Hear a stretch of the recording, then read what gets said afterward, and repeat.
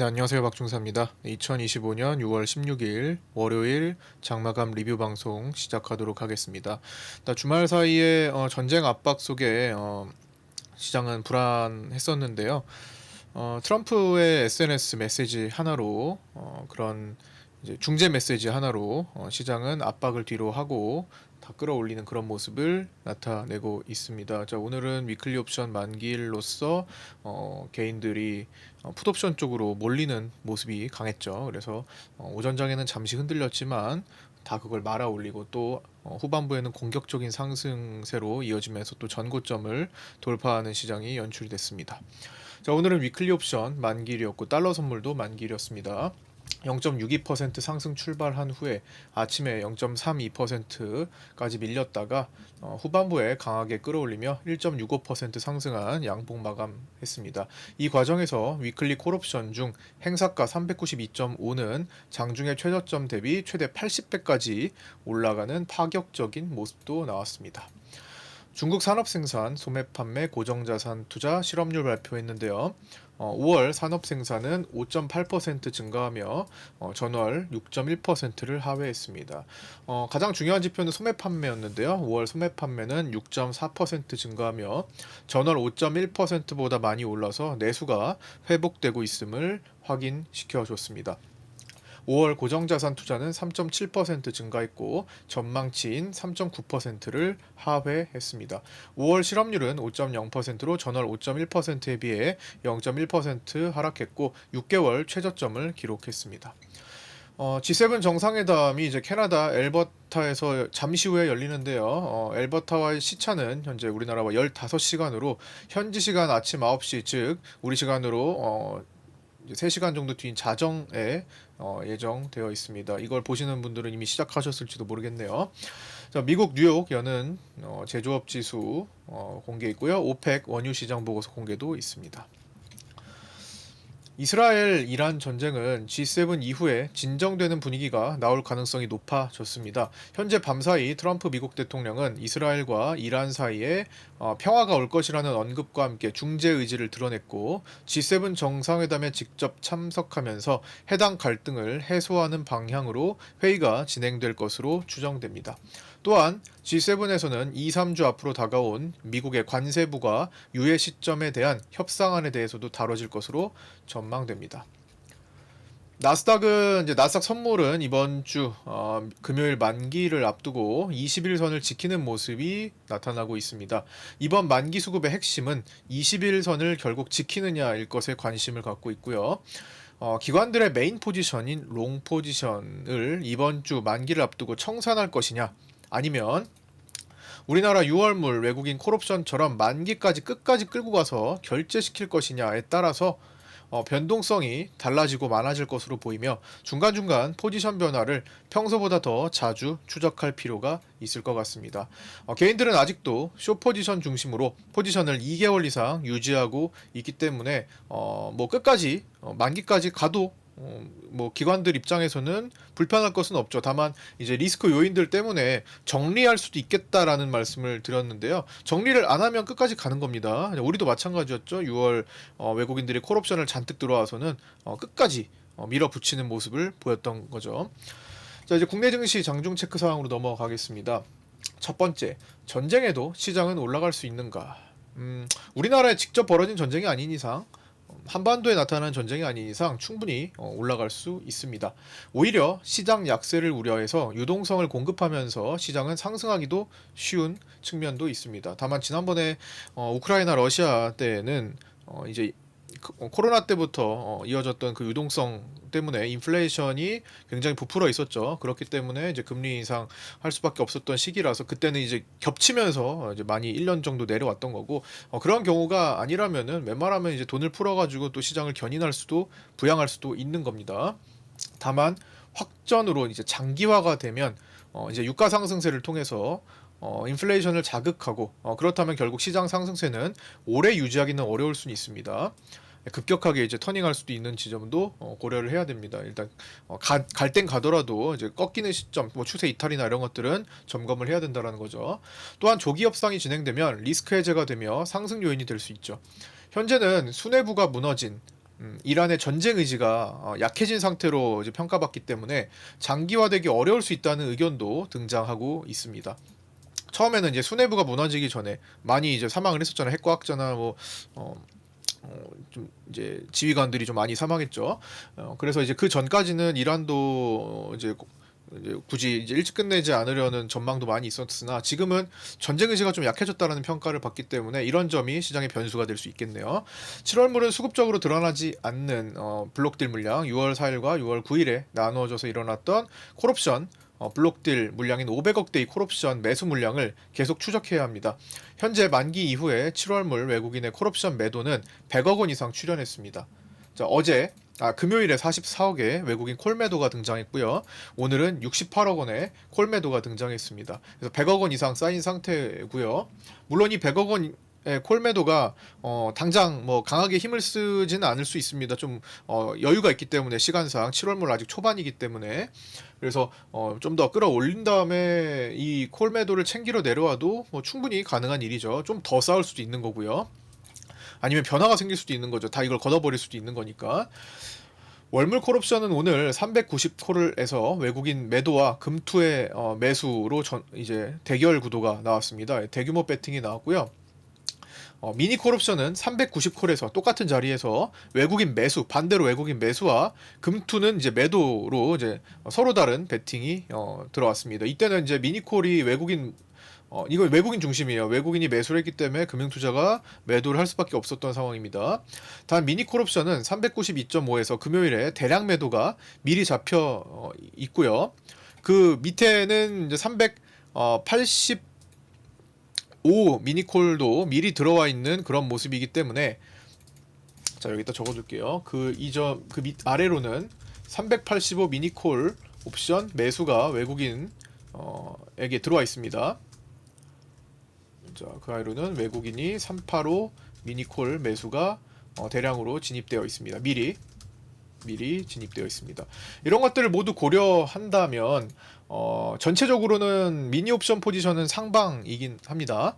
그러나 이제 오늘 매수 금액이었던 44억만을 이제 고려할 것이 아니라 일부 392.5에 이제 대량 매도가 들어가 있는 것을 좀 일부 상쇄 시켜서 생각을 해야 합니다. 그래서 미니 쪽은 그렇게 세진 않아요. 현재 누적은 우리도 상방이긴 하나 그래서 지금 월물콜에서 외국인들이 지금 콜 매도를 쌓고 있는 것을 또 주시해야 될 것 같습니다. 그리고 선물 자체가 지금 쌓이질 않고 있죠. 제일 특이한 점이 지금 이런 점입니다. 여기서부터 여기까지 끌어올리는 동안에 외국인은 선물을 매수하지 않았습니다. 오히려 1, 2천억 매도가 잡혀 있는 상황이에요. 이런 경우는 굉장히 보기 드뭅니다.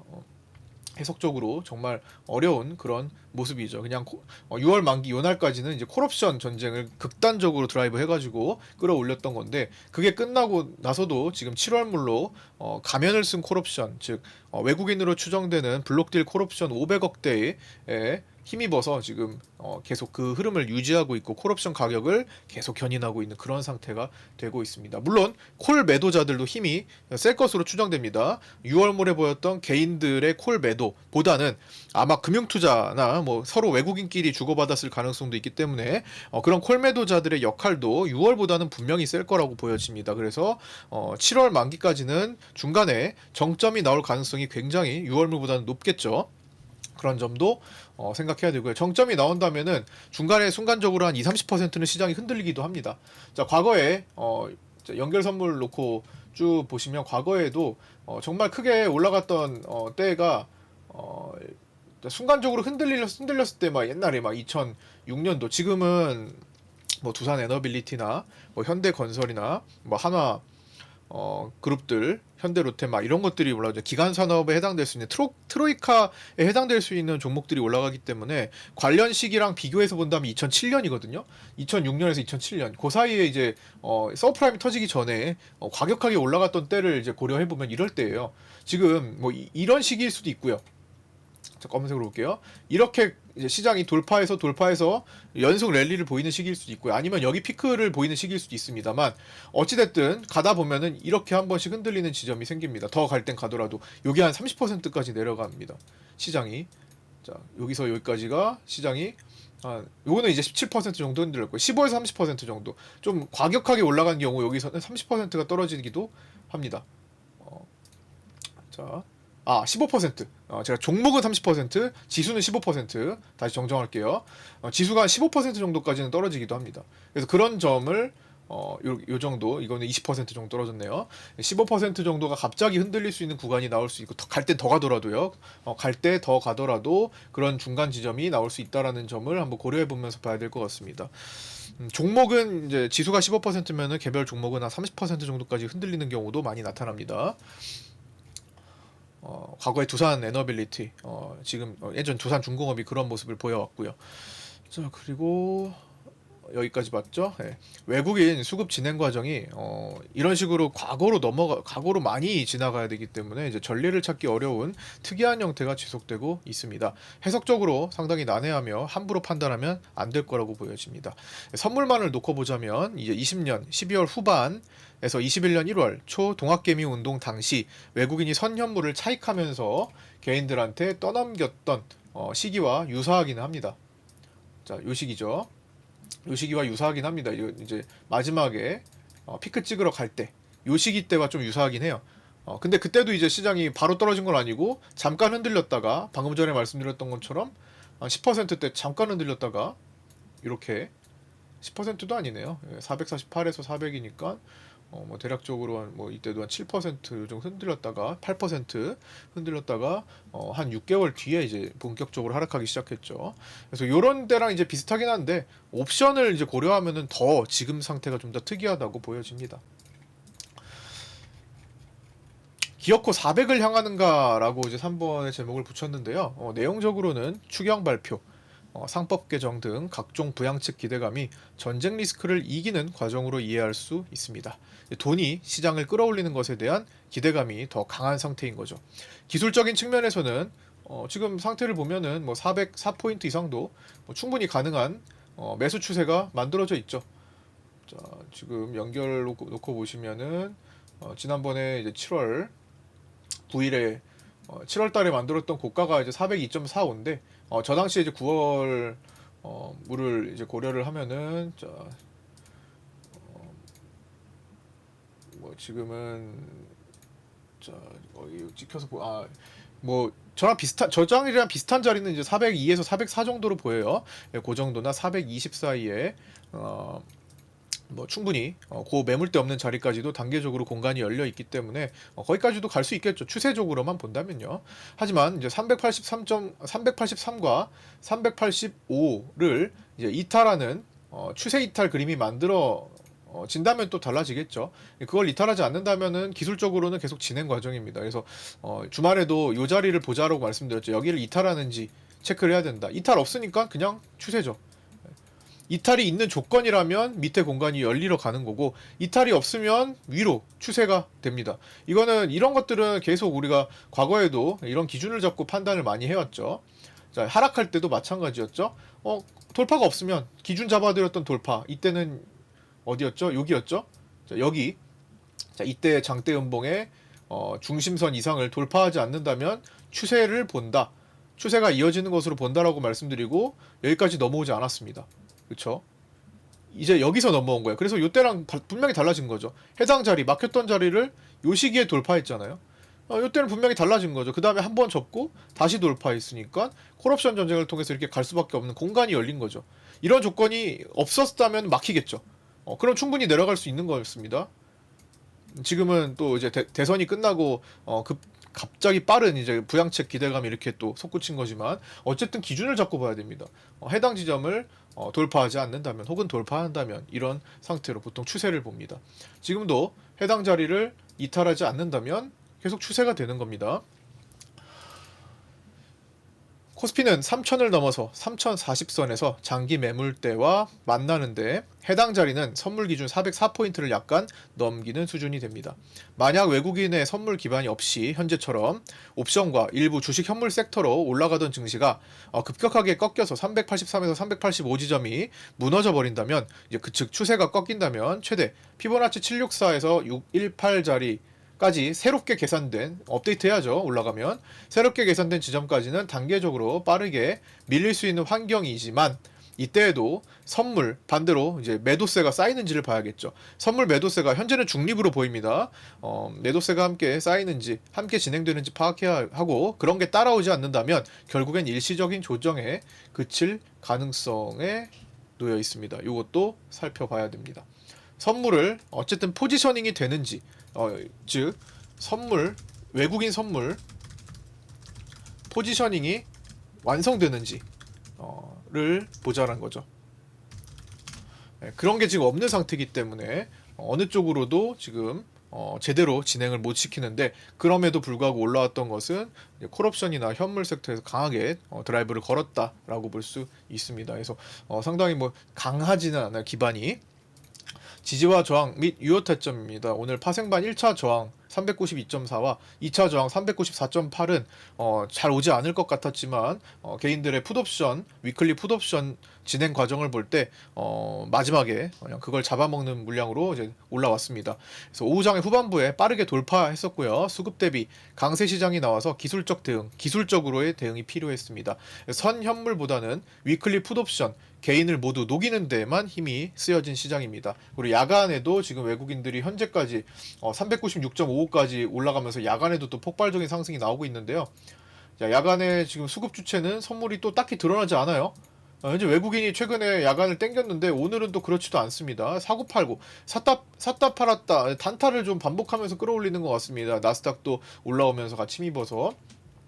뭐 야간에 지금 수급이 진짜로 뚜렷하지가 않네요. 외국인이 선물을 한 100억이라도 매수했을 줄 알았는데 다시 보니까 지금 야간이 굉장히 강하거든요. 그럼에도 불구하고 그렇게 뭐 수급 주체가 강하다고 보여지진 않습니다. 생존 트레이딩 데이터점으로는요, 오늘 보면 이거는 이제 네이버 카페 매매 일지 공부 시간, 즉 장 끝나고 오후에 오늘은 4시 반까지 진행했는데 그 시간대 같이 공부하던 내용입니다. 그걸 이제 요약적인 복귀 포인트만 잡아드리는 거고요. 중간에 제가 9시 16분이 기준봉이다라고 말씀을 드렸습니다. 이건 파생반 텔레그램에도 언급을 드렸던 건데, 자, 이거 기준을 통과하는지를 잘 보셔야 된다. 자, 여기 이게 아침에 상승 위치와 하락 위치를 가르는 자리가 된다라는 언급을 드렸습니다. 파생반에 계신 분들 파생반 텔레그램 가서 한번 확인해 보시고요.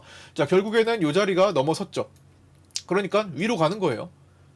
그 구간을 가르는 자리니까 그거를 통과하면 위에서 놀겠다라는 거고, 그거를 통과하지 못하면 아래에서 놀겠다라는 거죠. 결국에는 기준이 됐던 여기 하향 돌파 9시 16분 자리는 또 매매의 트레이딩 타점이 되는 거죠. 하방으로 보는 타점이 되는 거고, 반대로 올라갈 땐 마찬가지고, 그 다음에 전일 중요했던 387.5 금요일에 중요했던 자리죠. 그거를 딛는 지점, 자 여기인데요. 여기서 한 순간 이탈이 됐지만 V턴으로 자리를 잡았죠. 여기 보면 이렇게 그 자리를 딛는 지점이 잡혀서, 자 여기서 했으면 커트하고 다시 잡아야 됐고요. 아니면 여기까지 이제 여기서 왔다 갔다 하면서 자리를 잡는 것을 보고 여기 이런 데서 진입이 또 가능했던 것으로 보입니다. 지금까지 생존 트레이딩 타점 봤을 때, 그 다음에 여기 빗각 나오죠? 빗각 나오죠? 자, 여기서 막히는 지점 하나, 추세대를 잇는 10시 12분. 자, 그 다음에 빗각이 넘어가는 지점이 잡히죠. 여기서 가장 중요한 핵심 자리인 추세 돌파 10시 40분. 여기와 좀 촘촘하게 있었지만 단계적으로 올라가면서 이 자리를 또 볼벤을 타고 갈 수 있는 지점이죠. 자, 여기는 이제 볼벤 상단을 타고 가는 지점, 타고 갈 수 있는 환경. 이 자리가 이제 또 타점이 되는 형태였습니다. 어쨌든 추세 돌파가 만들어졌잖아요. 빗각 돌파가 만들어졌잖아요. 그 다음에 아침 고가를 돌파하는 자리, 오늘 그렇게 쭉 이어지면서 아침 고가를 돌파하는 자리인 1시 48분 경이 또 주요 타점. 이때는 손절 잡으면 되잖아요. 돌파했네? 매수하자. 어디? 야, 여기 손절 잡아야지. 아니면 좀 더 타이트하게 손절 잡아야지. 단계적으로 내 성향에 따라서 손절가를 설정하면 두려움 없이 갈 수 있는 거죠. 내가 손실은 요만큼, 수익은 몰라, 공간이야. 가성비의 매매를 할 수 있는 지점이 되는 겁니다. 자, 항상 기본은 저항이 돌파되면 일단 지지 역할을 하는 것과, 지지가 이탈되면 일단 저항 역할을 하는 것은 기본 사항이죠. 자, 위클리 옵션 만기일 이동 추정 범위는 오늘 387.5 밑으로 가지 않는 것만 단단히 닫고 있었고요. 390은 기준 통과 직전이었는데 좀 애매하게 흘러가다 갑자기 급격하게 진행되면서 요거는 사실 문을 안 닫고 그냥 갔습니다. 위클리 옵션 만기 결제 진행 과정은 1시 52분과 2시 52분 그리고 동시 효과로 체크했는데요. 좀 깜짝 놀란 거는 392.5였죠. 요게 가장 오늘 변동이 컸습니다. 최저점 0.03이었고요. 자, 요게 최저 0.03이었고 장중에 최고 2.40까지 가면서 약 80배가 움직였고요. 80배가 최대 움직였고, 그다음에 종가 기준으로만 봐도 뭐 거의 50배 이상 결제가 됐습니다. 이게 오늘 가장 특이했고요. 요거는 이제 외국인들이 중심을 잡고 매수를 해놓고 있었던 옵션이었습니다. 나머지 풋은 개인들이 싹 다 들어가면서 다 죽었죠. 마지막에는 이제 개인들 물량을 뺏긴 했습니다만 뭐 다 죽은 자리에서 금융투자는 약간 이제 보험적인 베팅을 좀 해본 것 같고요. 대부분은 개인들이 매수했던 거 싹 풋옵션에 싹 다 녹았습니다. 390 위클리 콜옵션은 당일 최저점 대비 32배 이상이 나왔고요. 392.5 위클리 콜옵션은 당일 최저점 대비 80배까지 기록했습니다. 개인 위클리 풋옵션 매수가 47억까지 확대된 상태였죠. 외국인은 392.5에서 385 사이에 위클리 풋매도가 상당히 많았습니다. 그래서 하방 경직 효과가 굉장히 강했죠. 월물도 외국인 풋매도가 40억가량 잡힌 상황으로 하방 경직이 굉장히 강한 상태에서 그 기반을 잡고 개인 풋잡기 올라오는 그런 모습이 나타났습니다. 그렇게 해서 위클리 옵션 만기 결과를 추정해보면 기실현 포함해서 외국인은 39억의 수익 본 것으로 추정되고요. 이거는 콜 매수 수익과 풋 매도 수익이 잡힌 거죠. 개인은 36억의 손실을 본 것으로 추정됩니다. 이건 풋 매수 손실이 대부분이었던 것 같고요. 금융투자는 폭넓은 옵션 매도, 양매도를 통해서 3억의 작은 수익을 챙긴 것으로 추정됩니다. 이거는 증권사 추산, 평균 추산 치고요. 여러분들이 보시는 증권사가 한 개라면 그거는 숫자가 다르게 나올 수도 있습니다. 자, 마감하겠습니다. 삼성전자는 외국인이 695만 주를 매도했는데요. 오늘 시장 상황과 완전히 대비되는 모습이죠. 오늘 뭐 삼성전자 바보 만들기, 삼성전자 동네형 바보 되기 뭐 이런 수준의 엇갈리는 모습이 좀 나왔습니다. 하나투자증권의 리포트에 의하면 2분기 삼성전자의 매출액이 4%가량 감소한 75조 7천억 원, 영업이익이 8%가량 감소한 6조 1천억 원을 나타낼 것으로 분석됐다고 합니다. 환율 하락에 따른 부정적인 효과와 HBM3 12단 시장 진입 지연에 따른 출하량의 제한적 증가, 그리고 파운드리 적자 개선 지연 등의 사유를 통해서 이렇게 실적이 좀 부진했다, 그리고 매도에 가까운 리포트가 나왔다라는 것에 영향을 받아서 외국인들이 대량 매도를 한 것으로 보이고요. 나머지 삼성전자를 제외하고 대부분의 주요 종목은 SK하이닉스, 삼성 SDS, 그 다음에 뭐 한화그룹주와 연관된 이제 방산주들, 조선주들, 원전주, 두산에너빌리티 뭐 6만 원 넘어갔죠. 현대건설 오늘도 뭐 8만 원 근처까지 갔죠. 원전주, 건설주, 금융주, 지주사 등을 중심으로 강세를 보였습니다. LG 엔솔은 이제 뭐 그냥 약보합선 회복 정도를 보였네요. 삼성전자 주요 매물대는 8개월째 같은 자리죠. 근데 오늘은 역시나 이 자리가 유효했습니다. 57,000원 매물대 리테스트 했죠. 결국에 57,000원을 찍어냈죠. 56,900까지 갔고요. 여기서 지지를 받지 못하고 밀리면 55,700까지 열어둬야 하는 하나, 기술적으로 60일 이동평균선 등 주요 지지 라인이 몰려있는 자리이기 때문에 오늘 57,000원 충분히 지킬 수 있는 자리였습니다. 앞으로가 문제죠. 그거를 결국에는 이탈하거나 아니면 여기서 지키고 다시 다음 59,000원으로 향하거나가 되겠죠.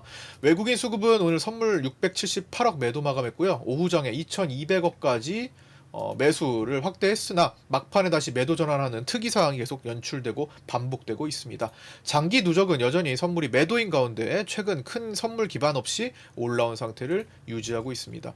프로그램 비차익은 2,378억 매도를 보였고요. 작년 고점을 찍고 터닝했던 24년 7월 12일부터 매도 누적이 약 24조 2,750억 원을 기록하고 있습니다. 이러한 수급적인 선물과 프로그램 기반 없이 오늘은 진짜 말 그대로 위클리 옵션과 콜옵션, 월물 콜, 미니콜, 옵션들에 의해서 움직이고 나머지 종목들의 섹터 진짜 시총을 끌어올려 버리는 그런 효과로 나타난 그런 시장이었죠. 그래서 차익이 나온다면은 굉장히 빠르게 이탈될 수 있는 그런 환경인 겁니다. 차익이 본격화된다면요. 지금은 그게 안 나오기 때문에 계속 올라가는 방향으로 진행이 되는 거죠. 자, 환율은 7월물 달러 선물, 6월물은 오늘 11시 반에 만기가 됐고요. 7월물 달러 선물 기준 1359.7원으로 정규장이 종료되었습니다. 외국인은 정규장에서 3,434억을 매도했고요. 장기 추세 밑각은 여전히 지켜지고 있는 상황입니다. 장기 추세 상승 추세의 하단이죠. 변동성 지수는 오늘 0.56% 하락한 24.77로 마감했고요. 2시 13분까지 쭉 밀렸습니다. 한 6% 정도 쭉 밀리다가 후반부에 공격적인 시장 상승세, 즉 콜옵션 과열로 원위치에 돌아오면서 마감했습니다. 20포인트 위에서는 언제든지 변동성이 폭발할 수 있으며 장기적으로 21년, 20년 코로나 팬데믹 당시 이후로 20포인트 위에서 이렇게 오랫동안 머무르는 적은 처음입니다. 내일은 일본 금리 결정이 있는 날입니다. 금리는 동결이 되겠지만 이후 일본은행 총재의 메시지에 따라 시장에 변화가 생길 수 있습니다. 물론 우리 시간으로는 내일 장 종료 이후이기 때문에 우리 시장 자체의 변동성과 수급에 더 주목해야겠습니다. 강한 시장이 이어지고 있지만 여러 가지 내용이 중첩되며 시장 수급 환경이 독특합니다. 순간순간에 대응에 유의하셔야겠습니다. 자, 오늘 여기까지 마치고요. 끝까지 시청해주신 분들 감사드리고요. 그 다음에 아까 구독자 텔레그램방과 구독자 네이버 카페 공개되어 있지 않으니까 유튜브 현재 영상의 댓글을 보시고 앞 밑에 고정 메시지 보시고 신청하셔서 초대받고 합류하시면 됩니다. 자, 끝까지 시청해주신 분들 감사드립니다. 구독과 좋아요, 알림 설정도 부탁드립니다. 저는 내일 아침 8시 20분에 유튜브 라이브 방송에서 찾아뵙도록 하겠습니다. 감사합니다.